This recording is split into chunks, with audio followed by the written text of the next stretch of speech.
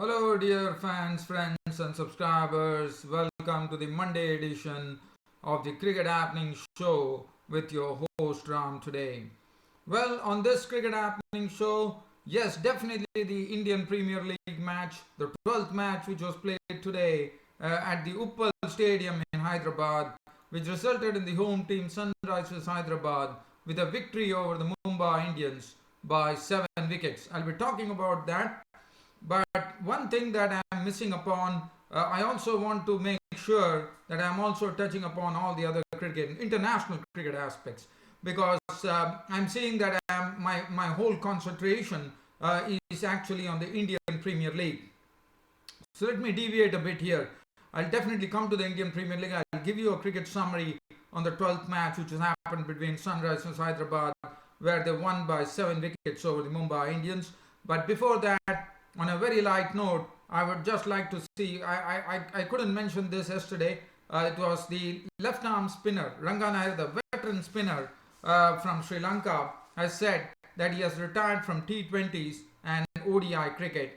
And one would remember his performance against New Zealand in the T20 World Cup, where he sunk New Zealand to their knees, even though Lanka defended a very modest score.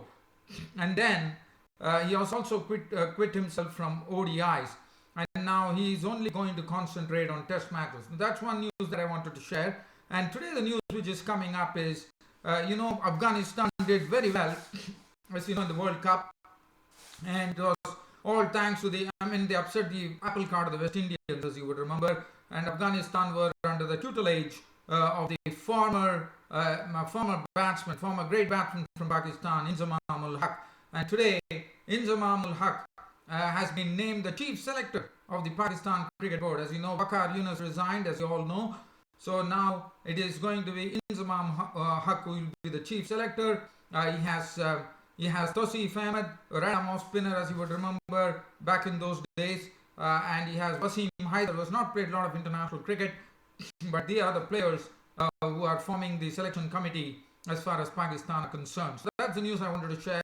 Now let's get on to the Indian Premier League match, the 12th match between Sunrisers Hyderabad and the Mumbai Indians. It was a very good toss to win. The Sunrisers Hyderabad actually won the toss and inserted the Mumbai Indians to bat. Today there was some bad news for the Mumbai Indians, with Kieron Pollard out of the match due to food poisoning, and that was a big blow.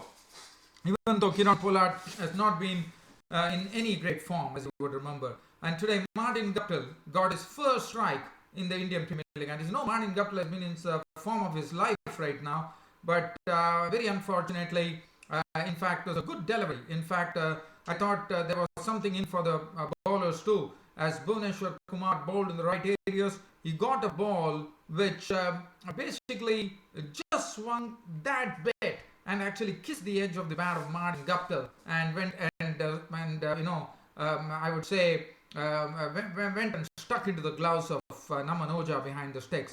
So he was gone. Kordoja bowled Kumar for 2. So that was not a good beginning for Guptill as far as his IPL debut was concerned. After that, Ambati Raidu came in and joined Parthiv Patel. Now it's the turn for Barinder Shran to shatter the stumps of Parthiv Patel with a beautiful Yorker that he bowled. 10 of 12 balls, 2 fours, Parthiv Patel gone.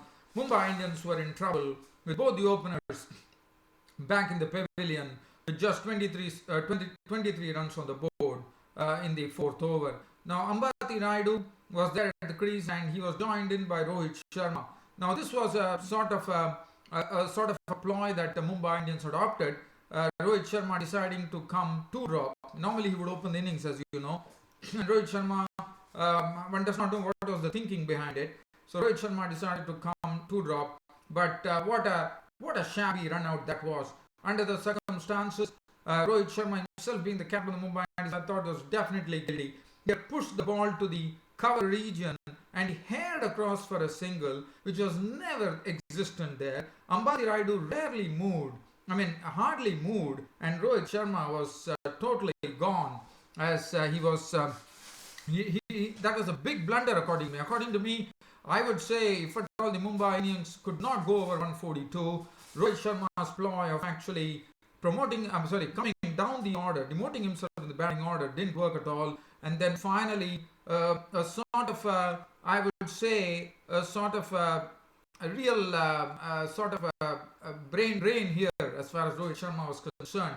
I mean, you're pushing the ball to cover, and with a situation like this, he's trying for a quick single. And as I said, Rohit Sharma was herring across for a single, and Ambati Rayudu was absolutely unmoved.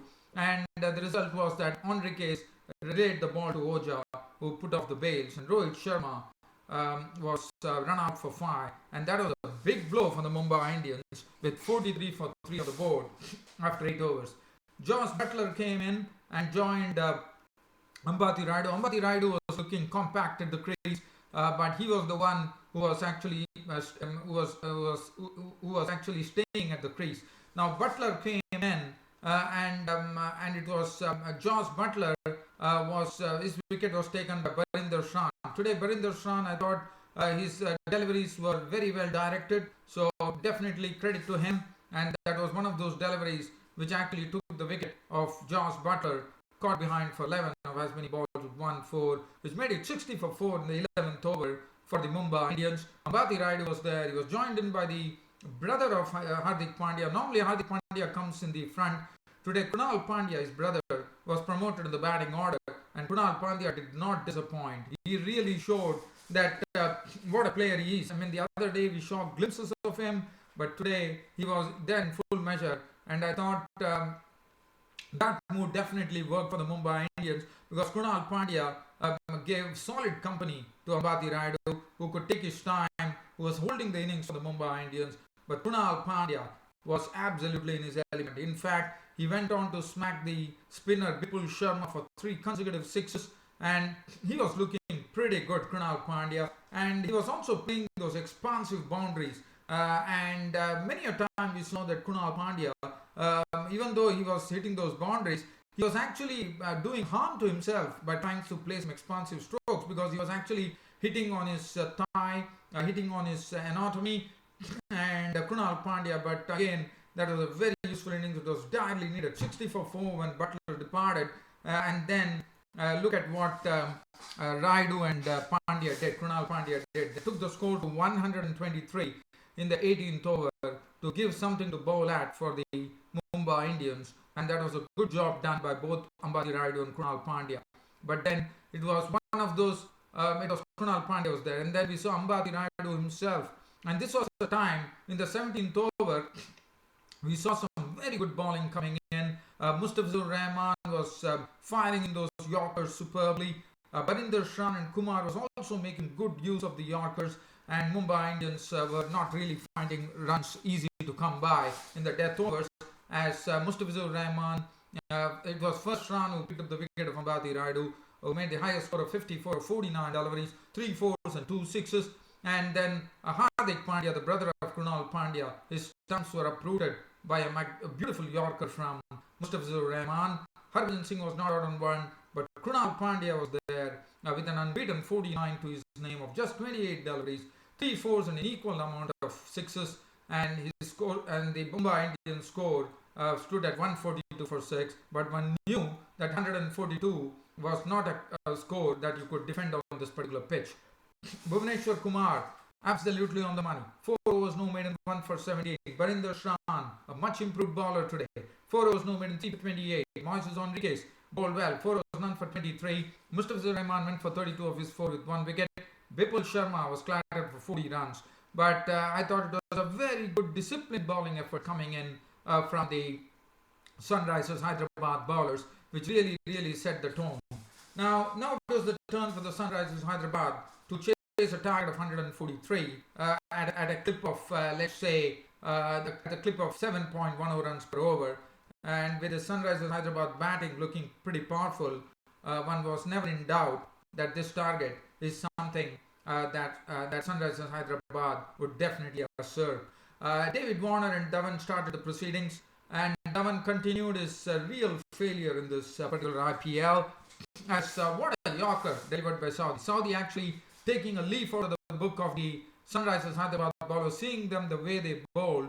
Saudi got a Yorker to come to Dhawan, and Dhawan could not dig this out as he lost his stumps to the Tim Saudi for 2. That made it 4 for 1, so not a good start for the Sunrisers Hyderabad. David Warner was there, and he was joined in by Moises Moises Henriquez. But well, when knows that the captain David Warner always leads by example, it was there for all to see. It didn't really matter for him. David Warner took it upon himself to slam the bowlers to all parts of the ground. Some beautiful shots being played. He hit Bumrah for a beautiful boundary, and he went after everybody. In fact, he was one. Harbhajan Singh was the one who was came to the most possible extent, one could say. Moises Henriquez came in. Now this was a Tim Saudi coming in, and as I said, bowling very well, getting his outswinger going. He picked up the wicket of Enriquez for 20 of 22 balls, 1-4 and 1-6. And what a catch by Hardik Pandya to get rid of Saudi. That was a superlative catch.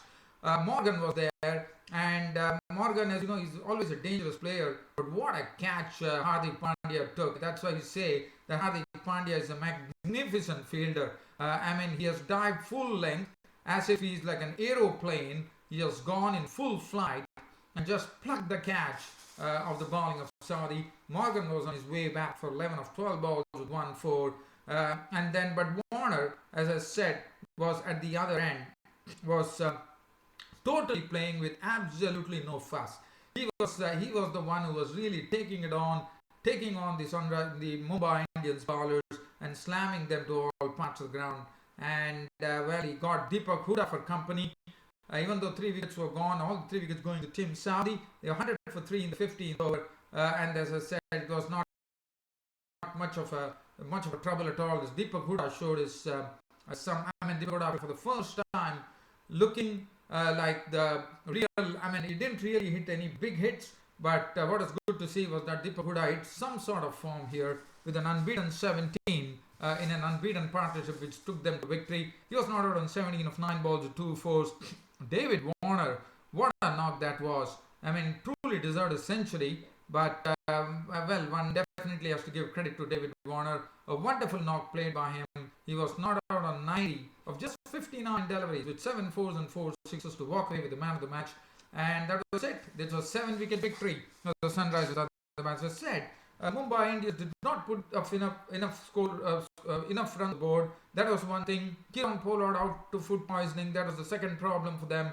Rohit Sharma, one does not know what was the reason. He actually demoted himself in the batting order. But after demoting himself, that particular the particular run that he tried to take, according to me, was a big thing. Probably if Rohit Sharma would have been there, probably the score might have even gone till 200 with his batting capabilities. But unfortunately, that was not the case. Well, just to sum up like a small analysis, I would say this is what I could say. Credit to the Sunrisers Hyderabad bowlers for sticking to a wonderful line and length, using the Yorkers in a very, very sparing manner, and that really did the trick. Let's have a look at the bowling figures from the Mumbai Indians. Tim Saudi bowled beautifully. 4 overs, no meaning 24 runs and 3 wickets. McClenaghan today was not looking himself at all. 3.3 overs costed him 33 runs without a wicket. Bumrah bowled 3 overs for 19. Harbhajan Singh, as I said, got the maximum talk from the bat of David Warner. 4 overs, none for 38. And Hardik Pandya bowled 3 overs, which disappeared for 29 runs. So David Warner was named man of the match, the captain of the Sunrisers Hyderabad team, and would have been very, very proud of this effort that he performed. So that's almost there. We are almost coming to an end of this cricket broadcast here. Now the next match which is coming up is going to be the match between I'm just going to see. I think it's Kingsland Punjab who are taking on the KKR tomorrow. That's what is on the agenda now. That is going to be the 13th match of the IPL, where Kingsland Punjab would take on the KKR, and that should be an interesting game which is coming up. I'm not going to go into those details here. I think it's time for me to wind up this cricket show today on this note by saying that the Sunrisers Hyderabad did very well with their bowling, and then their batting also came through one man, David Warner, the captain of the Hyderabad team. Well, dear fans and subscribers, that really ends up this cricket happening show of mine today, but promising you there's more to come tomorrow in the game between Kingsland Punjab versus Kolkata